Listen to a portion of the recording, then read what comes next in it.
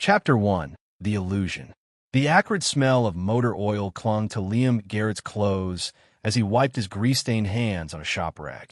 To anyone passing by Murphy's auto shop, he was just another mechanic, skilled with his hands, but nothing special. And that's exactly what Liam wanted them to think. "Hey, boss, that Bentley's all squared away," called Diego, the newest hire, from underneath a luxury sedan. Liam nodded, surveying the garage he'd ostensibly managed for the past 8 years. "Good work. Make sure Mr. Harrington knows we replaced the timing belt, too. Last thing we need is that going out on him next month." As Diego returned to work, Liam slipped into his office, a cramped room with faded posters of muscle cars and a desk cluttered with invoices. He closed the door, pulled out his secure phone, and dialed a number from memory. "Avery? It's me. How's the new location coming along?" Liam's voice shifted, the casual drawl of a blue-collar worker replaced by the precise diction of a man accustomed to boardrooms. "The Vegas opening is set for next Friday.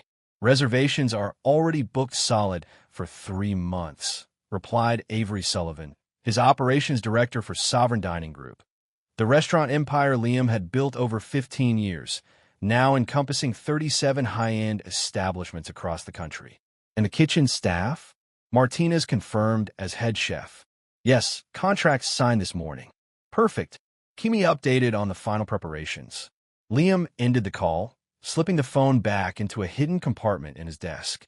Few people knew that just a mechanic, Liam Garrett was actually the founder and CEO of Sovereign Dining Group, worth over $300 million. His wife, Brooke, certainly didn't. Their unusual arrangement had begun as a social experiment of sorts. When they'd met, Liam had already made his first $50 million, but was wary of gold diggers.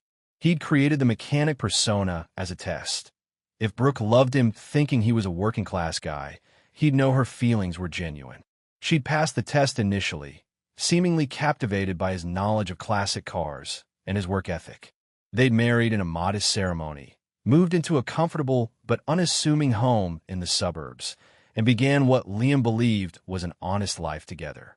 For years, he'd maintained the charade, telling himself he'd reveal the truth eventually.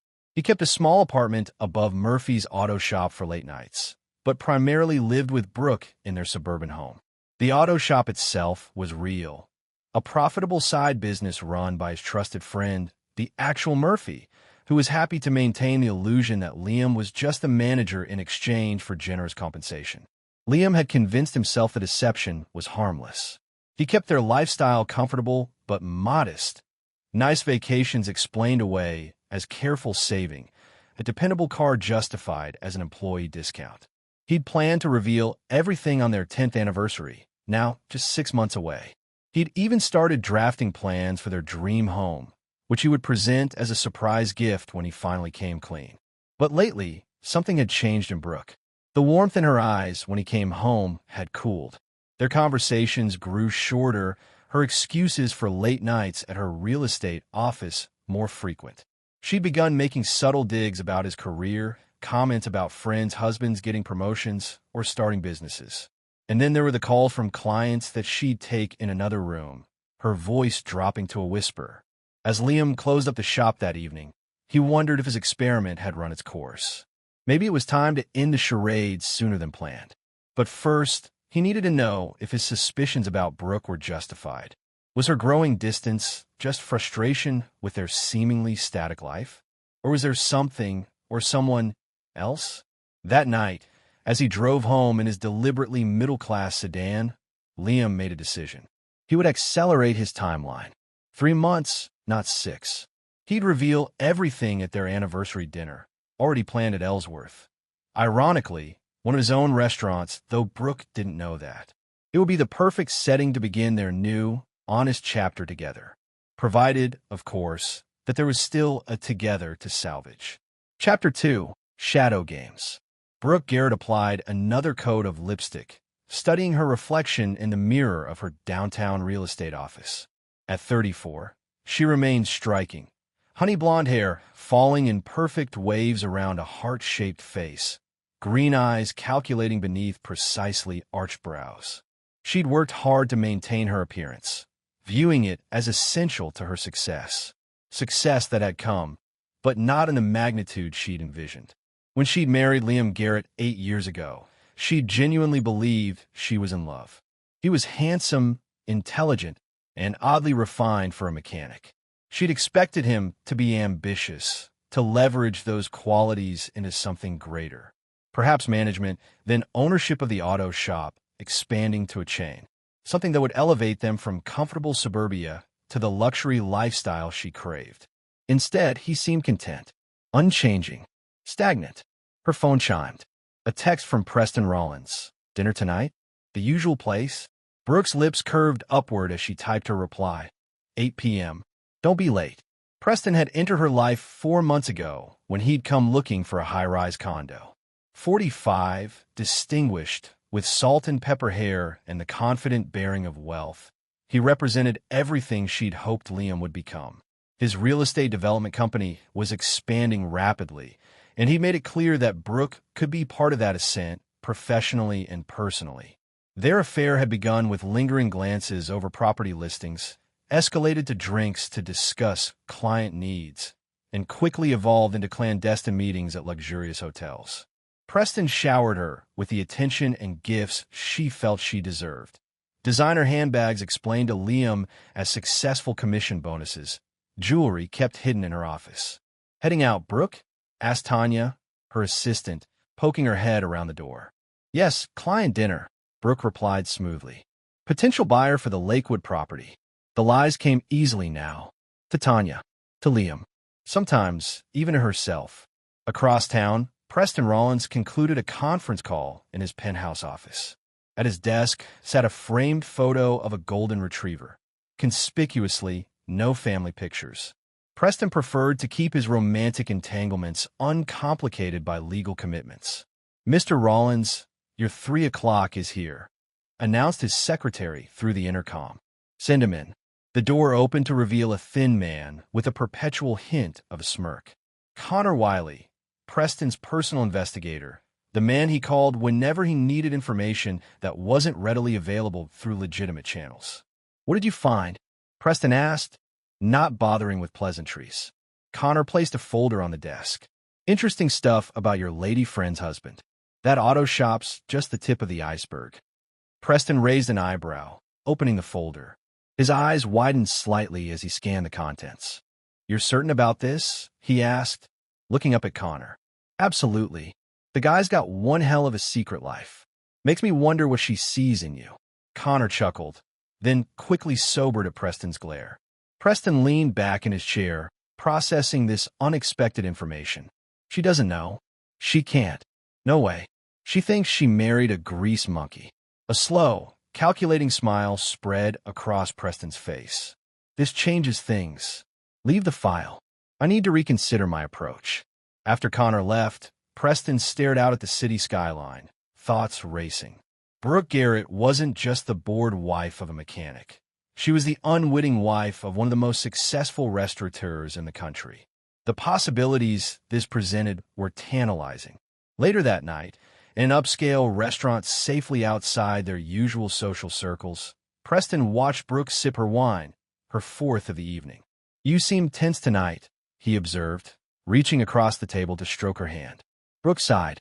Anniversary's coming up. 9 years of watching potential go nowhere. Poor thing, Preston murmured. What would you say if I offered you a way out? A new life with me? Brooke's eyes widened. Preston, are you? Not proposing, darling. Not the marriage type.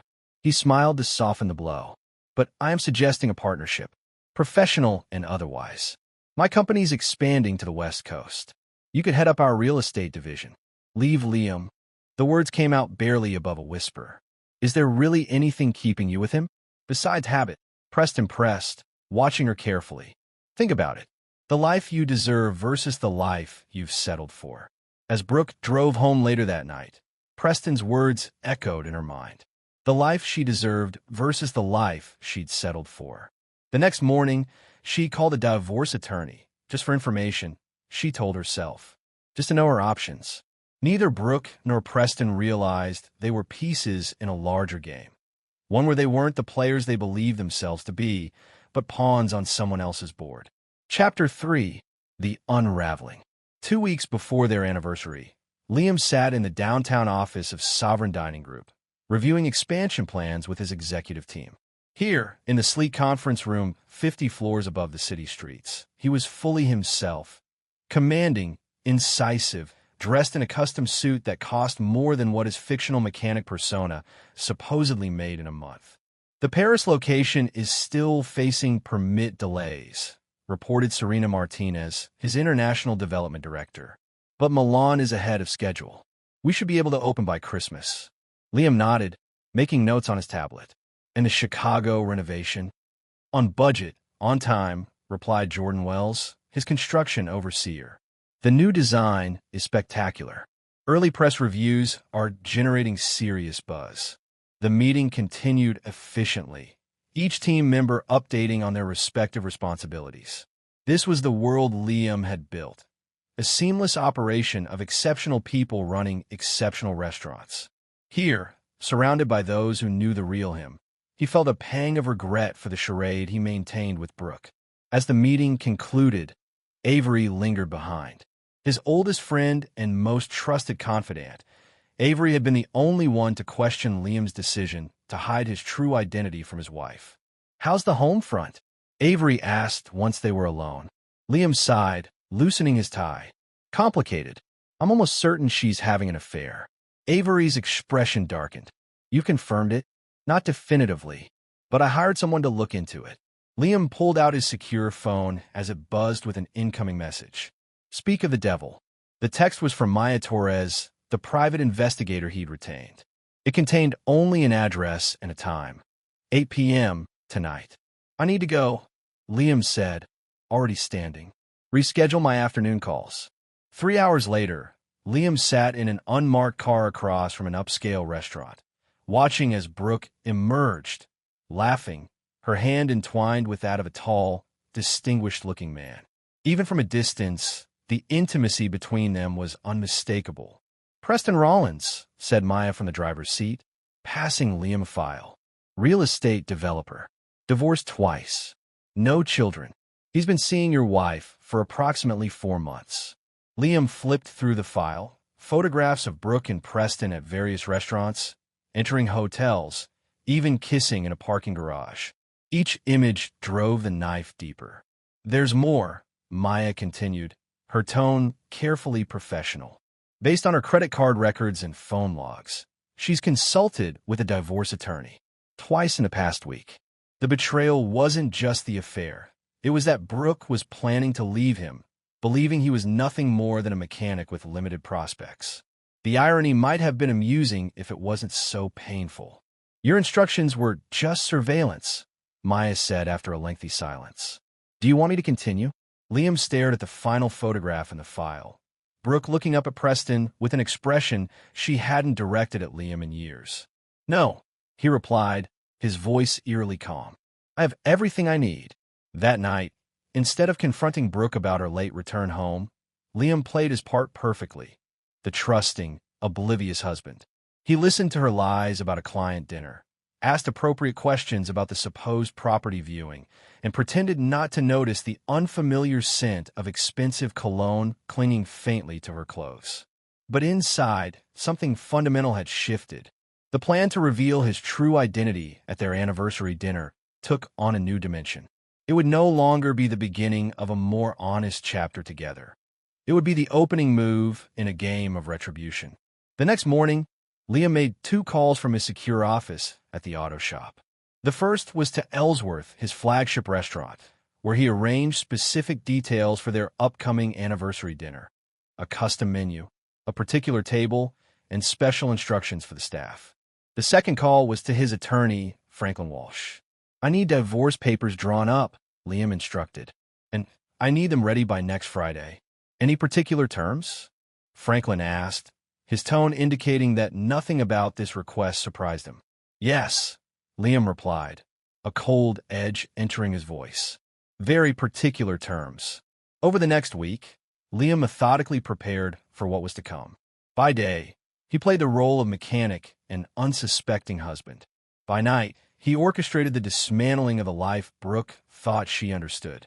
He moved money, closed joint accounts, and documented every aspect of her affair, not out of panic or haste, but with the calculated precision that had built his empire.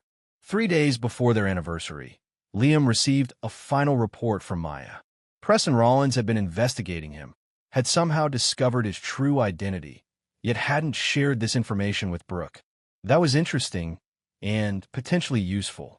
On the morning of their anniversary, Liam kissed Brooke goodbye as she left for work, reminded her of their dinner reservation, and told her he loved her. It wasn't entirely a lie. Part of him would always love the woman he'd thought she was. But that woman, he now understood, had never really existed. Chapter 4. The Dinner. Ellsworth radiated old-world elegance, crystal chandeliers casting a warm glow over hand-painted murals and white tablecloths. From her seat at the best table in the house, Brooke surveyed the opulent dining room with barely concealed envy. "This is unexpected," she said, fingering the stem of her champagne flute. "How did you manage a reservation here? It's impossible to get a table without booking months in advance." Liam smiled enigmatically.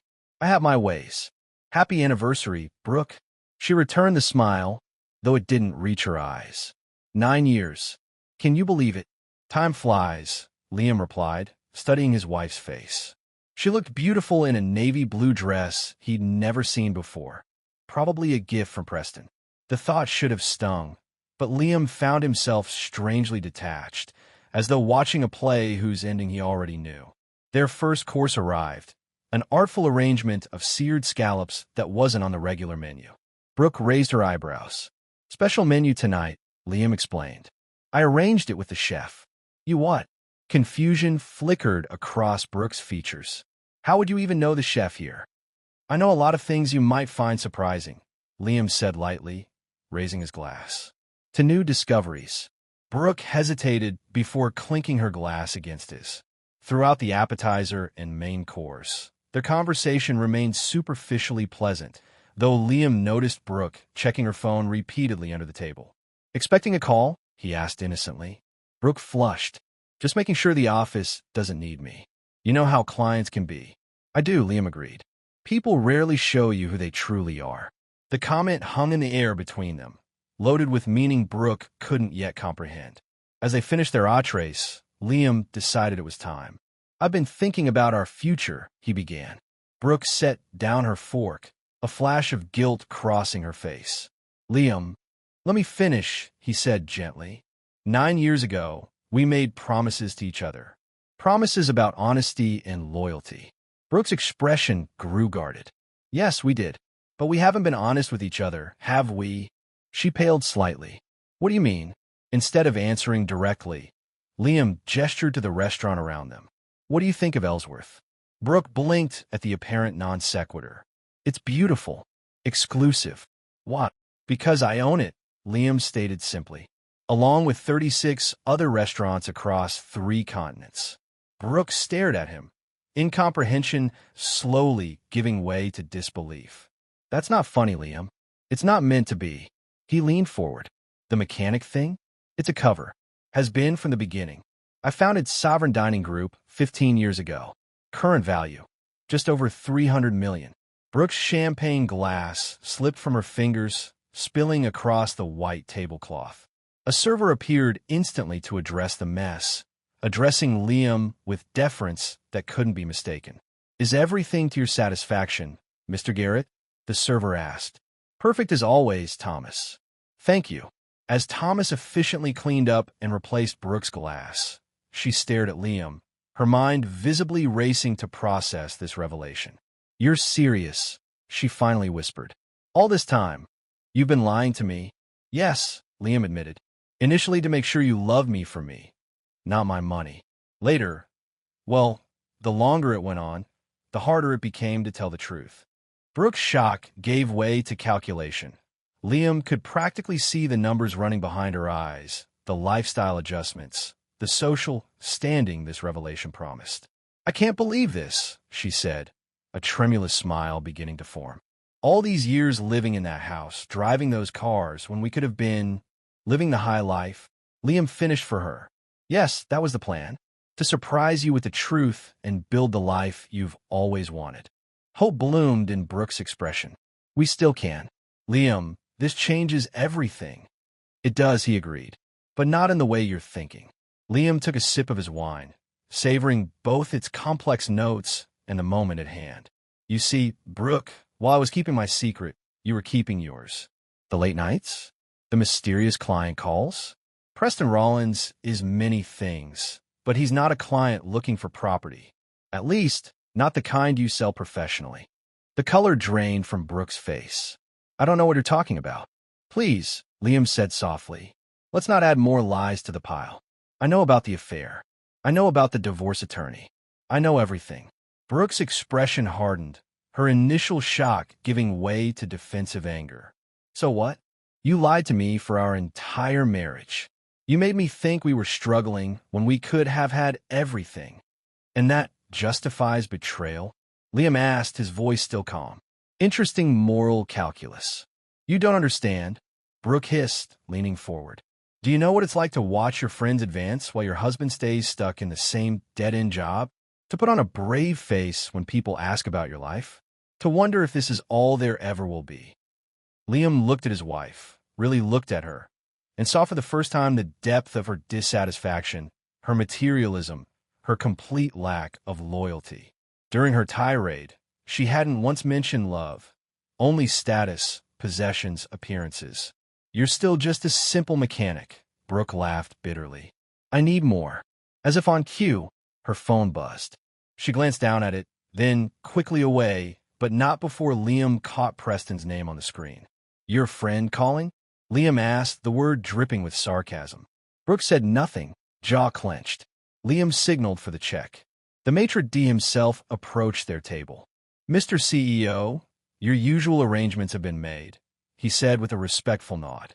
Brooke stared, speechless, the maitre d's casual confirmation of Liam's status landing like a physical blow.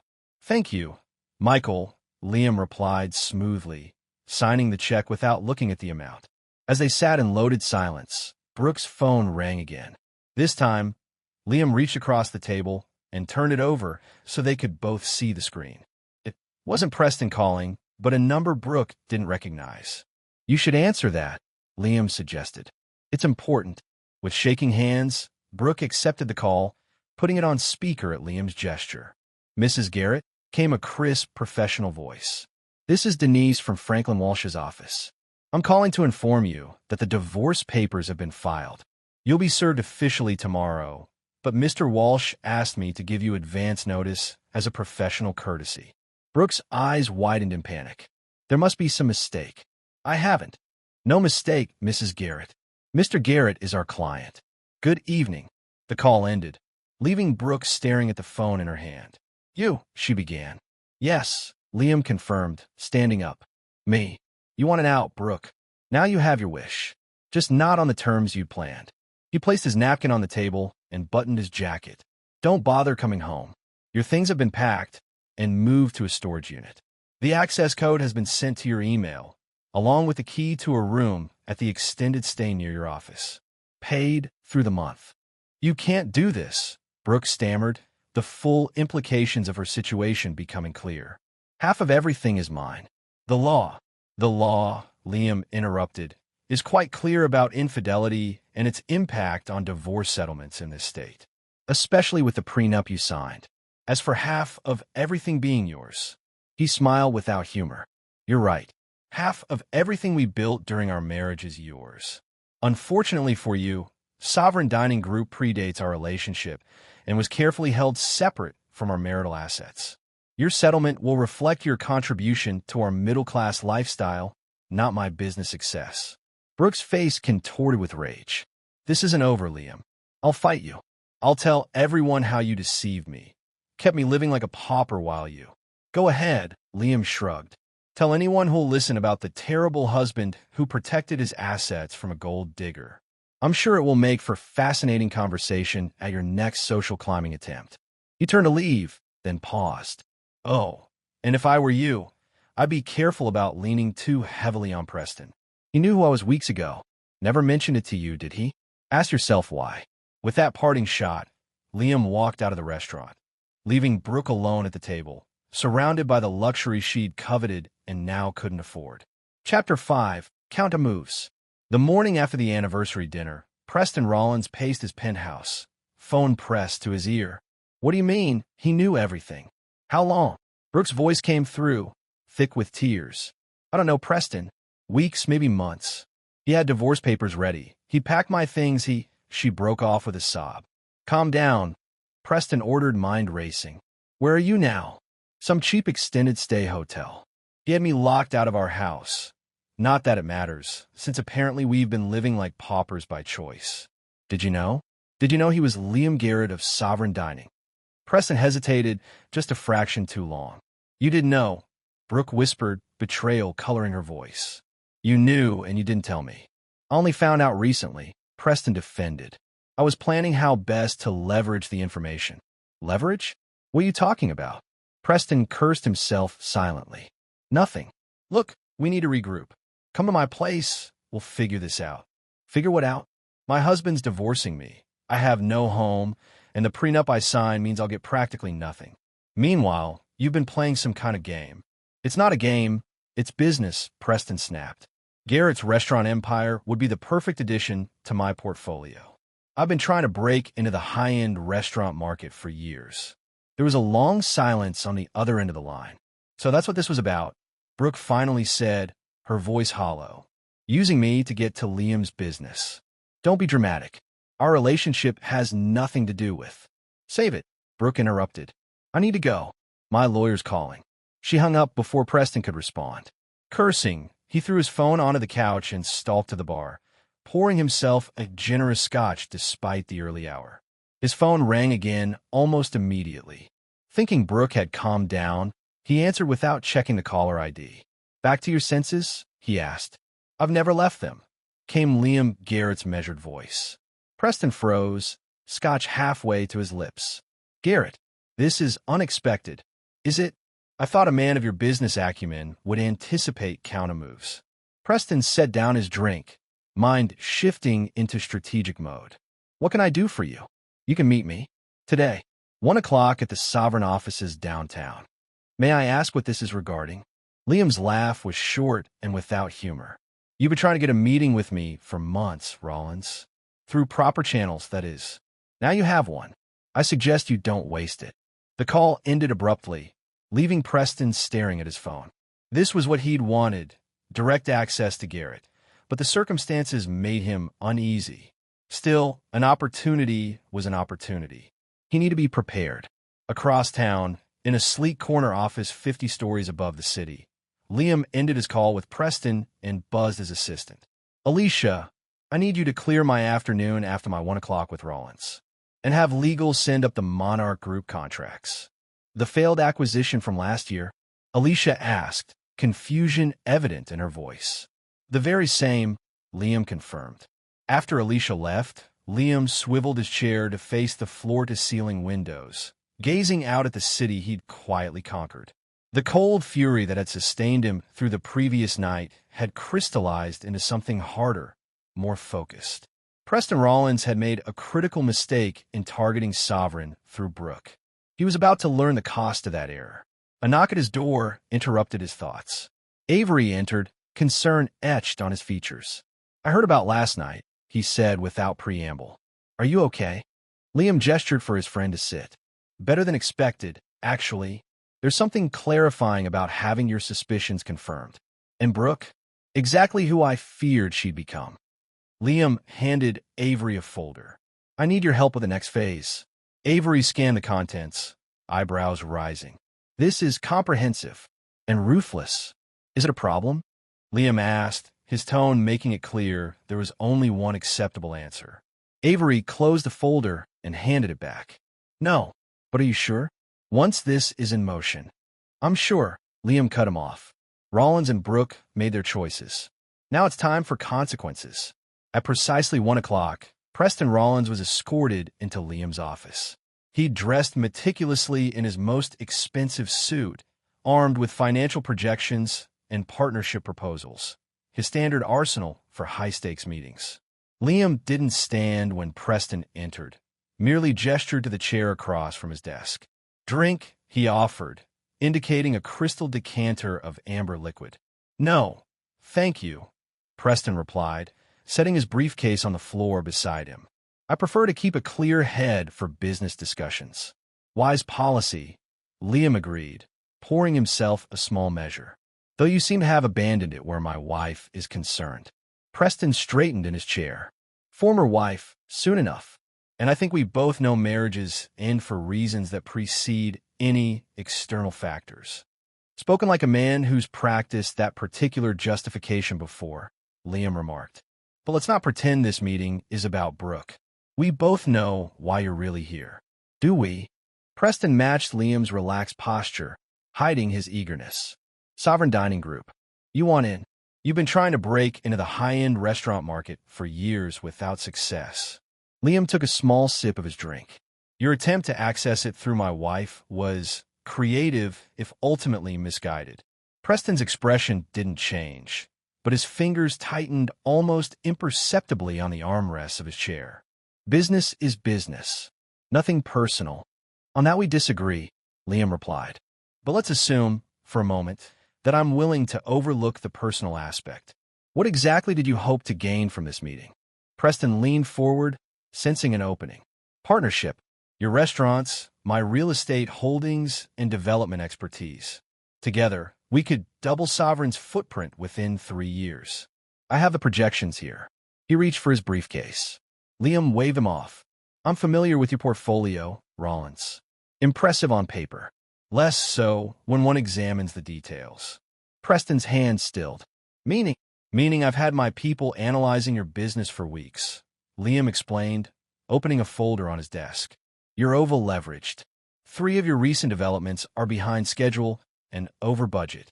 Your last 2 quarterly reports to your investors contained creative accounting, shall we say. The color drained from Preston's face. How did you? The same way I know about your affair with my wife. I pay attention. Liam closed the folder. Here's what's going to happen. You're going to sell me controlling interest in the Monarch Group. Preston barked out a laugh. The Monarch Group? That's not even mine. It's owned by a holding company, which is owned by another holding company, which is ultimately controlled by you through a rather elegant shell structure. Liam finished for him. The same structure you used to hide assets from your ex-wives and the IRS. The amusement vanished from Preston's face. You have no proof of any of this. Don't I? Liam pushed a stack of documents across the desk. Page 4 is particularly interesting. Those offshore accounts aren't nearly as untraceable as you believed. Preston didn't touch the papers. What do you want? I told you. The Monarch Group, at 40% of market value. That's highway robbery, Preston protested. No, Liam corrected him, voice hardening. Highway robbery is trying to steal another man's wife and business in the same move. Consider this a discounted price for a valuable lesson. Preston's jaw worked as he calculated his options. And if I refuse? Liam smiled thinly. Then those documents go to the SEC, the IRS, and your investors. You'll be fighting legal battles for the next decade, assuming you manage to stay out of prison. You're bluffing, Preston said, but uncertainty had crept into his voice. Try me. Liam checked his watch. You have until tomorrow to decide. My lawyers will call yours at noon with the paperwork. Sign, or face the consequences. As Preston opened his mouth to argue further, Liam stood, making it clear the meeting was over. Oh, and Rollins? Stay away from Brooke. Your usefulness to her ended the moment she learned you knew about my real identity all along. After a stunned Preston was escorted out, Liam buzzed Alicia. Give me Franklin Walsh. When his attorney arrived 30 minutes later, Liam outlined the next steps of his plan in precise detail. Franklin listened without interruption, making occasional notes. The Monarch acquisition is just the beginning, Liam concluded. I want Rollins completely neutralized.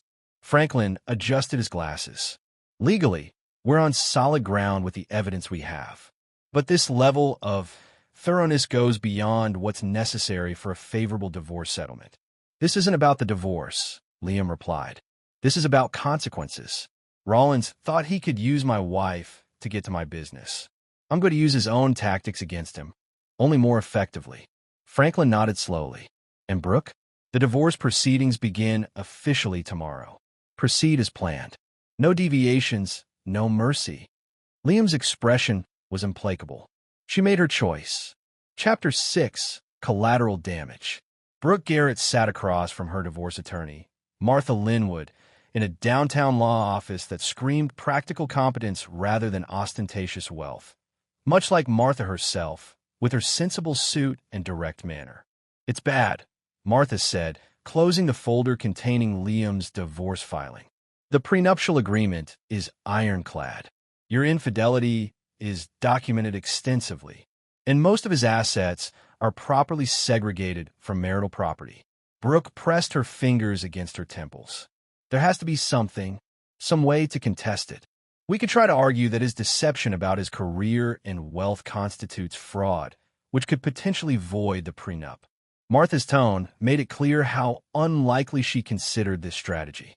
"But even if we succeed, which is a long shot, the documented infidelity significantly weakens your position for an equitable distribution.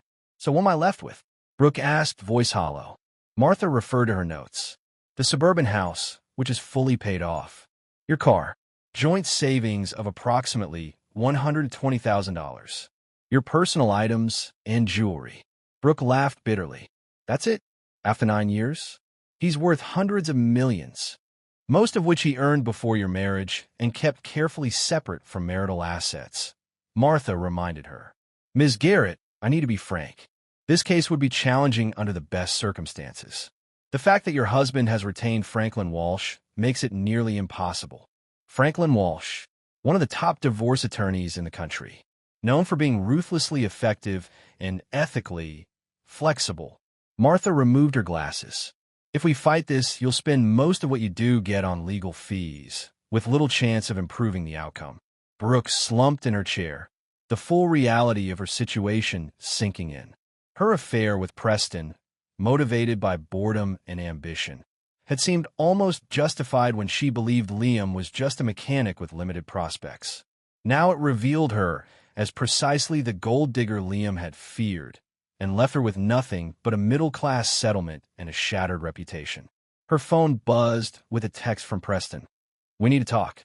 Urgent." She ignored it, focusing back on Martha. "What if I just apologize? Try to reconcile?" Martha's expression softened with something like pity. "In my experience, once papers are filed, reconciliation is rare. Given the circumstances, I'd advise you to accept the settlement terms and move forward with your life." After leaving Martha's office, Brooke found herself wandering aimlessly through downtown, past gleaming buildings that housed businesses like Liam's, places of power and wealth she'd never suspected her own husband of frequenting. The irony was excruciating. All this time, she'd been sleeping with Preston to access the very world Liam already inhabited. Her phone rang again. Preston, for the 5th time that day. Reluctantly, she answered. "What?" she snapped. "We need to meet," Preston said, his voice tight with stress. "Now." "I'm not interested in anything you have to say," Brooke replied. "You knew who Liam was and kept it from me." "This isn't about that," Preston insisted. "It's about what he's doing. To both of us." Something in his tone gave her pause.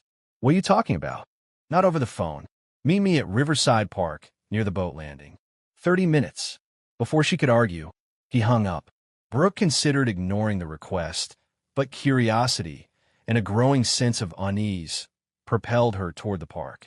When she arrived, Preston was already there, pacing beside a bench overlooking the river. He looked disheveled, his usually impeccable appearance showing signs of strain. "What happened to you?" Brooke asked, keeping her distance. Preston ran a hand through his hair. "Your husband is what happened. He's systematically dismantling my business." Brooke frowned. "What are you talking about?" "He knows everything, Brooke. The Monarch Group, the offshore accounts, everything. He's forcing me to sell him controlling interest at pennies on the dollar. And this concerns me how." Brooke crossed her arms. "Sounds like a business dispute between you two." Preston grabbed her arm, his fingers digging in painfully. "Don't you get it? This is just the beginning. He's not just divorcing you or buying me out. He's destroying us." Brooke pulled away. "Let go of me and stop being dramatic." Liam's not like that. No. Preston laughed harshly. The man lied to you for 9 years about who he really is. You have no idea what he's capable of. A chill ran down Brooke's spine. What exactly did he say to you? Preston hesitated, then deflated, sinking onto the bench. He had files, Brooke, details about my business that nobody should have access to, private accounts, tax arrangements, things that could put me in prison. And he's blackmailing you? He calls it a discounted price for a valuable lesson. Preston mimicked, bitterness evident. I have until noon tomorrow to agree to his terms. Brooke sat beside him, mind racing. So agree. Cut your losses. It's not that simple. The Monarch Group is just the start. He made it clear he's coming after everything. Preston turned to her, desperation in his eyes. We need to work together on this. Find leverage, something to make him back off. Brooke stared at the river, watching a tour boat glide past. The passengers looked carefree, worlds away from the implosion of her life. There's nothing, Preston. I signed a prenup. I cheated. I have no leverage. Everyone has pressure points, Preston insisted. Even Liam Garrett. If they exist, I don't know them, Brooke replied, standing up. And frankly, I'm not interested in finding out. This partnership, personal and otherwise, is over. Preston grabbed her wrist again. Don't walk away from me. We're in this together, whether you like it or not. No, we're not, Brooke said, yanking her arm free. You used me to get to Liam's business. He used me as some twisted loyalty test. I'm done being used. As she walked away, Preston called after her. You can't hide from this, Brooke. He's coming for both of us. Brooke didn't look back, but Preston's words followed her like a shadow. That evening, as Brooke sat alone in her extended stay room, surrounded by hastily packed boxes of her possessions, her phone rang. Unknown number. Hello, she answered cautiously. Mrs. Garrett? This is Serena Martinez from Sovereign Dining Group. Mr. Garrett has asked me to inform you that the contents of your safety deposit box have been moved to First National Bank on Fifth Avenue. The key and access information have been sent to your email. Brooke frowned. I don't have a safety deposit box. There was a pause on the other end. I'm referring to box number 247 at Meridian Trust, previously accessed by you on multiple occasions. Mr. Garrett specifically mentioned your grandmother's jewelry and personal documents. A chill ran through Brooke. She did indeed have such a box, but Liam shouldn't have known about it. She'd opened it 2 years ago, using her maiden name, specifically to keep certain items private, including letters from an ex-boyfriend that had continued well into her marriage, jewelry gift from her mother that she'd told Liam were cheap costume pieces, and most damning, a separate phone she used exclusively for communications with Preston. Thank you for letting me know, Brooke managed, ending the call with shaking hands. The message was clear. There were no secrets Liam hadn't uncovered. No stone left unturned in his investigation of her betrayal. As night fell, Brooke found herself unable to sleep, haunted by the unraveling of her life and the growing realization that she'd never really known the man she'd married. Not his wealth, not his business acumen, and certainly not his capacity for methodical retribution. Chapter 7. The Fall. 1 week after serving Brooke with divorce papers, Liam sat in his office at Sovereign Dining Group, reviewing the latest developments with Avery and Franklin. Rollins signed over the Monarch Group as demanded, Franklin reported, sliding a document across the desk. His attorneys tried to negotiate, but he folded when we sent over the second batch of evidence. Liam nodded, signing the final acquisition papers without fanfare. And the SEC inquiry. Anonymous tip delivered yesterday, Avery confirmed. They'll be auditing his last 5 years of financial statements. The offshore account documentation was particularly compelling. Good. Liam set down his pen. What about his development projects? 3 major banks have pulled funding based on the concerning rumors about his financial stability, Franklin said, allowing himself a small smile. The Westlake project will likely go into receivership by the end of the month. Perfect timing, Liam noted.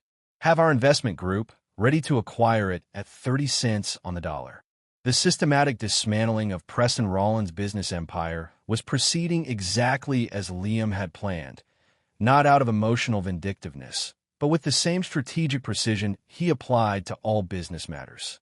Preston had attempted to use personal connections to gain business advantage. Liam was simply demonstrating how that game was properly played. "And Brooke?" Liam asked, his voice notably cooler. Franklin adjusted his glasses. "She stopped contesting the terms. Her attorney filed acceptance papers this morning." "Smart move," Avery commented. "Probably the only one she's made recently." Liam nodded, face impassive. "Make sure the house transfer goes smoothly. I want this finished quickly." "There's one other matter," Franklin added hesitantly. "She's requested a meeting. With you. Personally." Liam raised an eyebrow. "For what purpose?" "She didn't specify. Just said it was important." "Decline," Liam said flatly. "There's nothing left to discuss." Avery and Franklin exchanged glances, a silent communication that Liam didn't miss. "What?" he demanded. "Nothing," Avery replied quickly. "Just, are you sure this level of thoroughness is necessary? Rollins is finished. Brooke is practically nothing. Mission accomplished." Liam leaned back in his chair, studying his oldest friend. "You think I'm being excessive?" "I think," Avery chose his words carefully, "that you've made your point.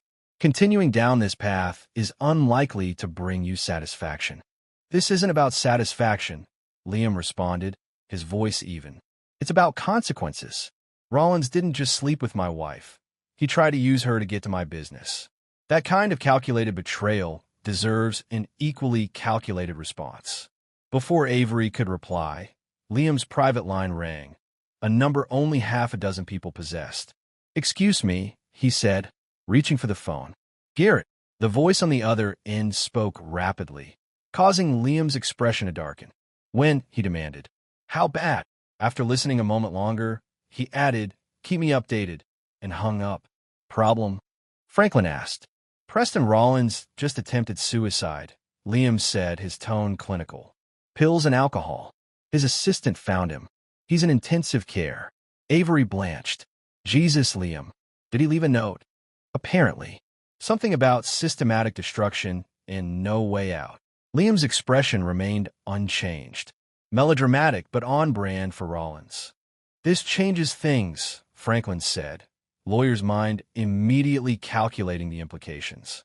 "If he dies." "He won't," Liam interrupted. "According to my source, he's expected to recover. Rollins isn't the type to commit suicide successfully. It's too permanent a solution for a man who's spent his life finding loopholes." Despite his dismissive words, Liam felt a momentary pang of, not remorse, exactly, but a recognition that events had escalated beyond his anticipation. He had wanted Rollins ruined, not dead. The distinction mattered, if only to himself. Later that evening, as Liam worked late in his office, Alicia buzzed through on the intercom. "Sir, there's a Brooke Garrett here to see you. She doesn't have an appointment, but she's quite insistent." Liam frowned. "Tell her I'm unavailable." "I tried, sir. She says she's not leaving until she speaks with you. She mentioned something about Preston Rollins' condition." Liam considered his options. He had no desire to see Brooke, but creating a scene in the sovereign offices would be counterproductive. "Fine. Send her in." When Brooke entered, Liam was struck by how different she looked from the polished woman who'd sat across from him at their anniversary dinner just over a week ago. Her hair was pulled back carelessly, her face devoid of makeup, her clothes simple and understated. She looked younger, somehow, more like the woman he'd married. "Thank you for seeing me," she said, remaining standing despite the chair Liam gestured toward. "You have 5 minutes," he replied coldly. "Make them count." Brooke took a deep breath. "Preston tried to kill himself today. I'm aware. Because of you." There was no accusation in her tone, merely statement of fact. "Because of his own choices," Liam corrected. "And poor execution, apparently, since he's expected to recover." Brooke flinched at his callousness. "Is this who you really are? Someone who can hear a man tried to die and feel nothing? What exactly do you expect from me, Brooke? Sympathy for the man who was sleeping with my wife? Remorse for exposing his illegal business practices?" Liam's voice remained level, controlled. "Rollins made his choices. So did you. Now you're both living with the consequences." "And you?" Brooke asked quietly. "What consequences are you living with?" The question caught Liam off guard. "Excuse me. You lied to me for 9 years, Brooke said simply. Pretended to be someone you weren't. Built our entire relationship on a foundation of deception. Where are your consequences? Liam's jaw tightened. My consequence was discovering that the woman I married was so dissatisfied with the life we built that she sought comfort in another man's bed. That she was planning to leave me when she thought I had nothing of value to offer her. That's not fair, Brooke protested. You have no idea what it was like believing we'd never move forward. Watching friends advance always seemed stuck in place. You robbed me of the chance to share in your success, to be a true partner. A true partner wouldn't have cheated, regardless of our financial circumstances, Liam pointed out, his voice hardening. A true partner would have communicated her dissatisfaction directly, not sought validation elsewhere. Brooke looked away, unable to refute this point. I'm not here to justify what I did. I know it was wrong. Unforgivable, even. I'm here because what you're doing now, to Preston, to me, it's not justice, Liam. It's vengeance. And it's changing you into someone I don't recognize. Liam stood, placing his palms flat on his desk. Your 5 minutes are up, Brooke. The divorce will be final within a month. The house is yours, as are the agreed-upon assets. Beyond that, we have nothing further to discuss. Brooke nodded, a resigned expression settling over her features. I understand. Just one more thing before I go. She reached into her purse and removed a small velvet box, placing it on his desk.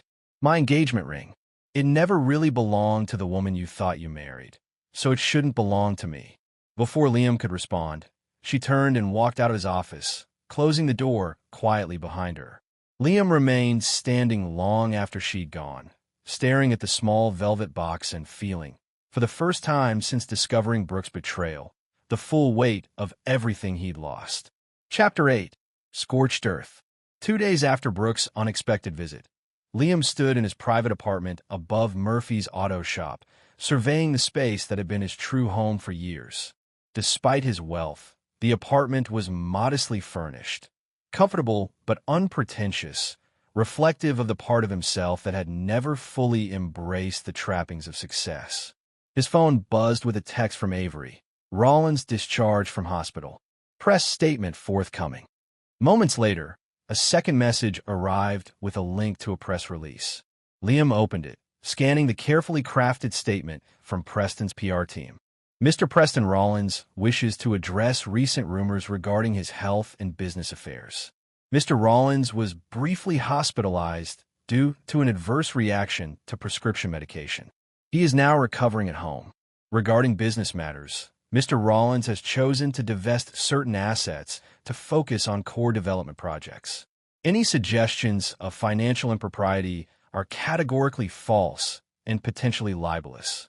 Mr. Rollins appreciates privacy during this time of business restructuring and recovery. Liam snorted at the transparent attempt at damage control. Still, he had to admire the resilience, if nothing else.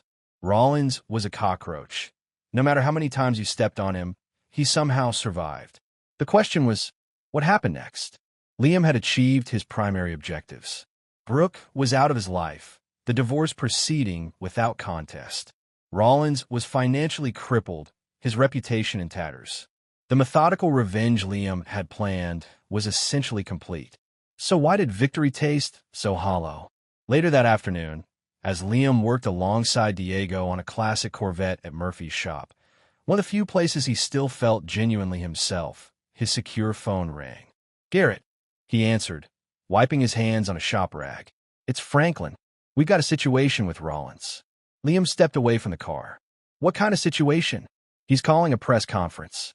3 o'clock today. My sources say he's planning to go public with everything. Your double life, the divorce, allegations of corporate sabotage. Let him, Liam replied, unconcerned. It's his word against mine, and his credibility is shot.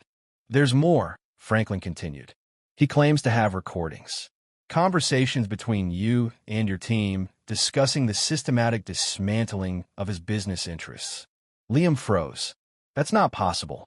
All sensitive meetings take place in secure rooms, swept daily for devices. Apparently someone on your team was wired, Franklin said grimly. We don't know who yet, but the threat seems credible. Liam's mind raced through possibilities. Who on his team would betray him? Avery? Impossible. Serena? Jordan? Both had been with him for years, vetted thoroughly. Find out who, Liam ordered. Meanwhile, prepare a counterstatement. If Rollins wants to play this game publicly, we'll oblige him. After ending the call, Liam abandoned the Corvette repair and drove directly to Sovereign headquarters. In his private office, he called an emergency meeting of his executive team. Someone in this room is working with Preston Rollins, Liam announced without preamble once everyone was assembled. I want to know who, and I want to know now. Shocked silence greeted his statement. Avery, Serena, Jordan, and two other executives exchanged bewildered glances. Liam, what are you talking about? Avery asked. None of us would. Rollins is holding a press conference in 2 hours, Liam interrupted. He claims to have recordings of our meetings discussing his takedown. That information could only come from someone in this room. More stunned silence followed, broken finally by an unexpected voice. It was me.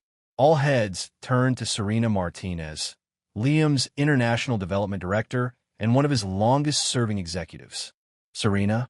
Liam's voice was dangerously quiet. Explain yourself. Serena met his gaze unflinchingly. Not for Rollins. For you. What does that mean? Liam demanded.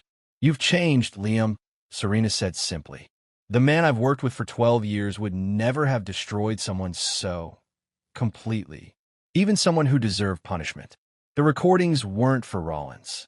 They were insurance, in case you went too far. And who decides what too far means? Liam asked, ice in his tone. When a man tries to kill himself because you've systematically destroyed everything he values. That's too far, Serena replied. When you refuse to meet with your wife to even discuss what happened. That's too far. Ex-wife, Liam corrected coldly. And since when is my personal life the concern of my executive team? Since it started affecting your business judgment, Avery interjected, moving to stand beside Serena. We've all been concerned, Liam. This vendetta against Rollins, it's not like you. Liam looked between them, a sense of betrayal building. So you've been what? Monitoring me?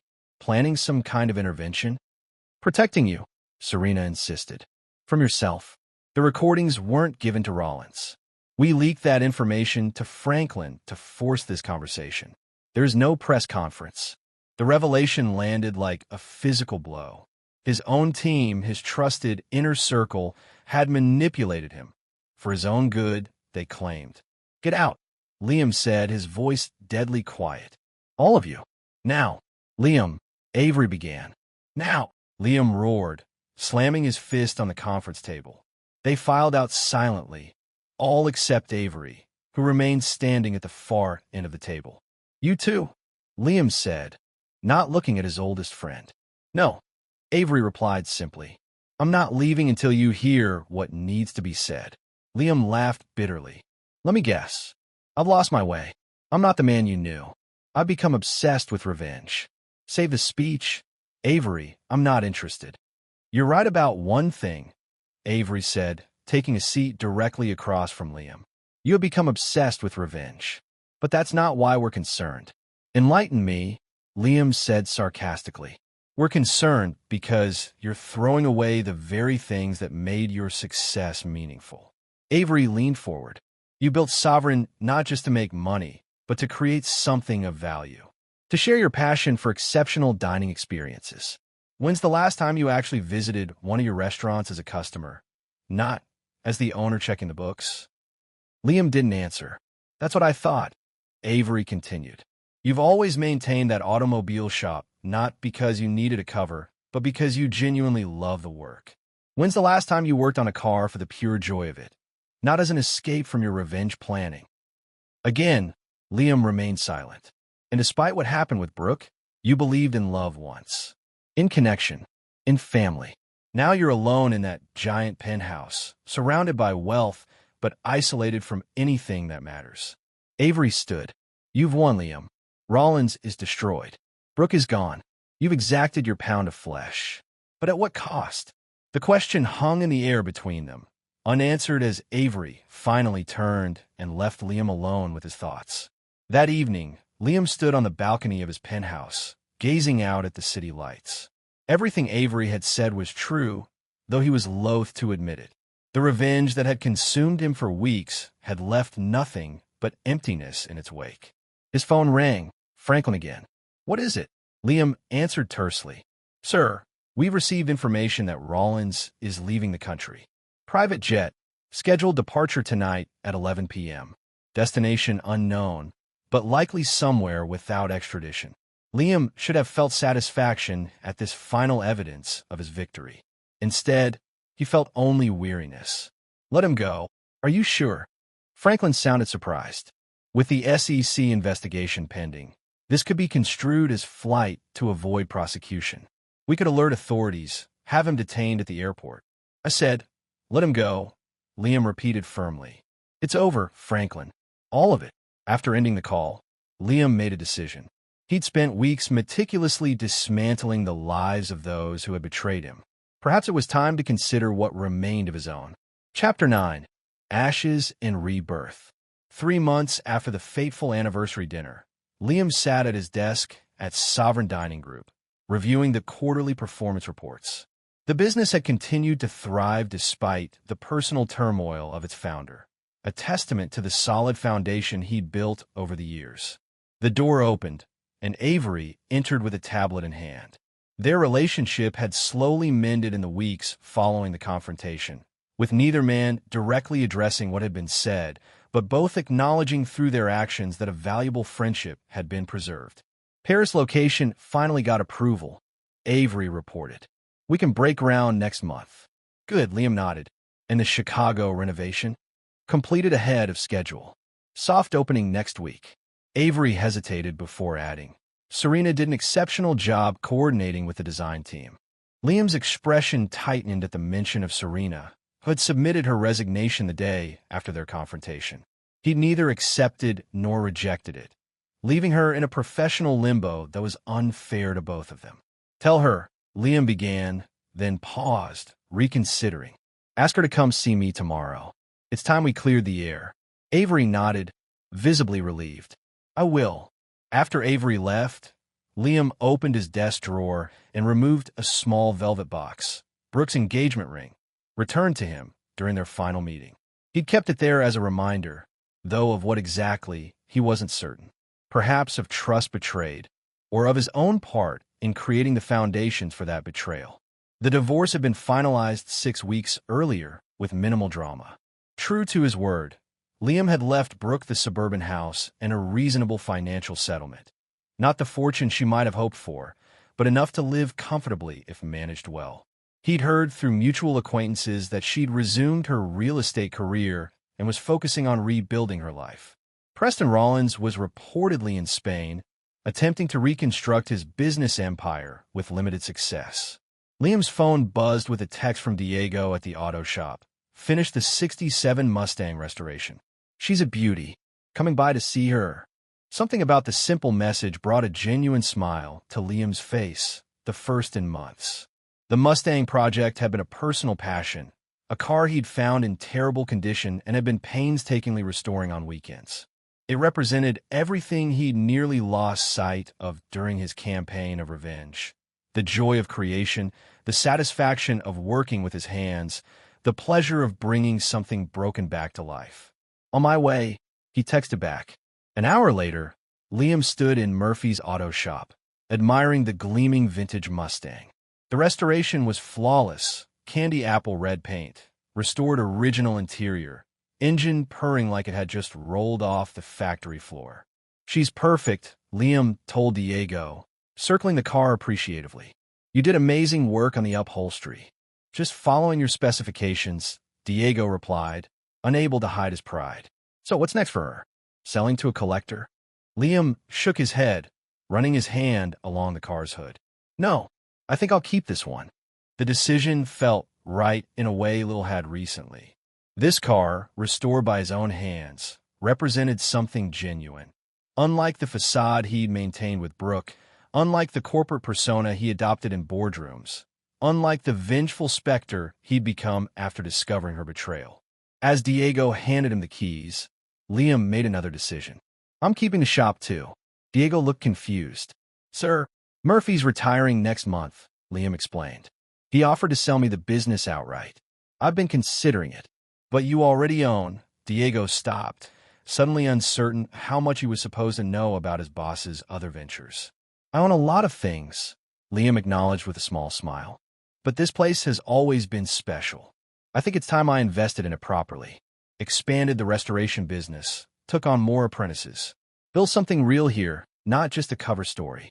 The relief on Diego's face was evident. Like many of the shop's employees, he'd heard rumors about Liam's true financial status, but none had dared ask directly. That's great news, boss, Diego said sincerely. This place wouldn't be the same without you. Later, as Liam drove the restored Mustang through the city streets, he found himself heading toward the suburbs, specifically toward the house he'd shared with Brooke. He hadn't been back since the night of their anniversary dinner, when he'd instructed security to pack her things and change the locks. He parked across the street, observing the property from a distance.